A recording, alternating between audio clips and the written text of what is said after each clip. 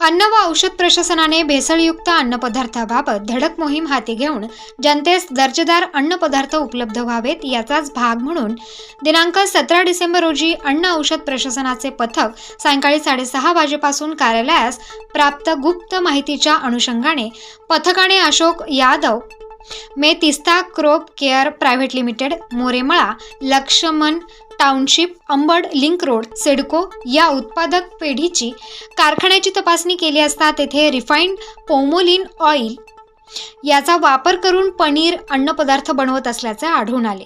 त्यामुळे तेथून paneer, refined palmolein oil, unknown white solid flakes व मिक्स मिल्क या अन्नपदार्थांचे अन्न नमुने घेऊन पनीरचा 194 किलो किंमत रुपये 46,560, रिफाइंड पोमोलिन ऑइलचा 88 किलो किंमत रुपये 14,960 व मिक्स मिल्कचा 1,498 लिटर किंमत रुपये 44,940 असा एकूण 1,06,460 किमतीचा साठा जप्त करण्यात येऊन व्यापक जनहिताच्या दृष्टीने पनीर, मिक्स मिल्कचा साठा नष्ट करण्यात आला आहे।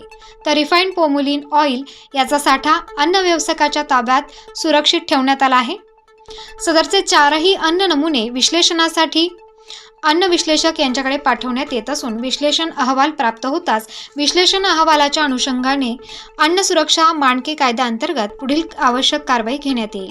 सदरची कारवाई सहाय्यक आयुक्त सानप यांच्या नेतृत्वाखाली अन्न सुरक्षा अधिकारी देशमुख गोपाल कासार, नमुना सहाय्यक विजय पगारे यांच्या पथकाने सह आयुक्त नारागुडे यांच्या मार्गदर्शनाखाली घेण्यात आले आहे। अन्न व औषध प्रशासनातर्फे हॉटेल व्यावसायिकांस आवाहन करण्यात येते की त्यांनी भेसळयुक्त पनीरचा वापर अन्नपदार्थ बनवण्याकामी करू नये। नागरिकांना अन्नपदार्थाच्या दर्जाबाबत काहीही संशय असल्यास प्रशासनाचा टोल फ्री क्रमांक 1800 22 23 65 यावर संपर्क साधावा। प्रतिनिधी मोहसिन पठाण, स्टार न्यूज, नाशिक।